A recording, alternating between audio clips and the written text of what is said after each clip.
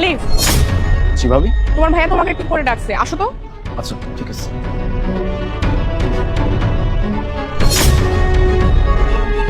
কি ব্যাপার আলিফ, তুমি না অফিসে যাচ্ছ, তাহলে এখানে কি করতেছো? ভাইয়া নাকি ডাকছে, কি যেন কথা আছে, গিয়ে শুনে আসি। মানে বড় ভাইয়া ডাকলো আর তোমাকে যেতে হবে, তাই না? মানে একটু ওয়েট করা যায় না? আর দেখতে পাচ্ছ যে ওয়েদারের অবস্থা কি, হ্যাঁ? একটু পরে বৃষ্টি নেমে যেতে পারে, তখন তখন তুমি অফিসে যাবে কি করে, হ্যাঁ? আর তোমার বড় ভাইয়া, ওনার তো গাড়ি আছে, ওনার তো কোনো সমস্যা নাই, বাট তুমি তো বাইকে করে তুমি অফিসে যাবে। তুমি যদি বৃষ্টি নেমে যায় তারপর যদি অফিসে, তাহলে তুমি ভিজে যাবে না, হ্যাঁ? আর তোমার অফিসে তো অনেক দূরে, তুমি কিভাবে যাবে বলো তো? আর আমি একটা কথা বুঝলাম না, মানে ভাইয়া এখনই ডাকলো, তোমাকে এখনই যেতে হবে?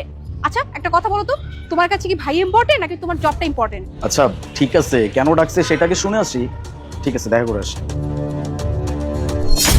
সারাদিন খালি ভাইয়া ভাইয়া, মানে ভাইয়া ছাড়া সে কিছু বোঝেই না, মানে আমার কথা কোনো ভ্যালুই না। আমি যত করে বললাম যে না তুমি এখন অফিসে যে পরে কথা বলবে, না, ওনার ভাইয়ার কথা সবার আগে শুনতে হবে, তারপরে সবকিছু। আচ্ছা তুমি কি আলিফকে আসতে বলছো? এখন তো আসলো না। হ্যাঁ, আমি তো বলেছি আসতে। তাহলে তো এখনো আসলো না, এত সময় হয়ে গেল। জি ভাইয়া, ডাকছো? আলিফ তুই আসছিস? শোন, আজকে তো আকাশের অবস্থা বেশি একটা ভালো না, তুই অফিসে যেতে যেতে মনে হয় বৃষ্টি আসতে পারে।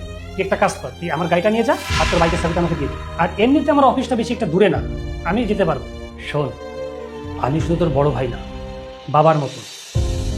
তুই যখন খুব ছোট, বাবা তখন মারা যায়, আর বাবা মারা যাওয়ার সময় তোর সম্পূর্ণ দায়িত্ব আমার কাছে তুলে দেয়। তাই তোর কোনো কিছু হলে আমি নিজেকে ক্ষমা করতে পারবো না। সেই ছোটবেলা থেকে তোকে আমি লালন পালন করে আসছি, আর আজ সৃষ্টিকর্তার কাছে লাখ লাখ শুকরিয়া, তুই আজ নিজের পায়ে দাঁড়িয়েছিস, বিয়ে শাদী করেছিস। আল্লাহ চাইলে কিছুদিন পর তোর কোলে ফুটফুটে একটা সন্তান আসবে। আর আমি চাই না জ্বর তো দূরে থাক, তোর কোনো ছোটোখাটো অসুখ হোক। আর আমার এই গাড়ির চাবিটা তুই নিয়ে যা, আর তোর বাইকের চাবিটা আমাকে দিয়ে দে।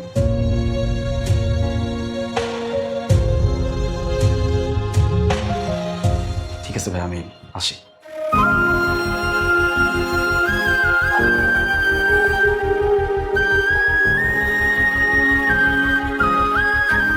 সব শুনছো তাই না? দেখছো ভাই আমার কতটা খেয়াল রাখে। নিজে আমার বাইকের চাবিটা নিয়ে তার গাড়ির চাবিটা আমাকে দিয়ে দিল, কারণ বৃষ্টি হবে, আমি যদি ভিজে যাই।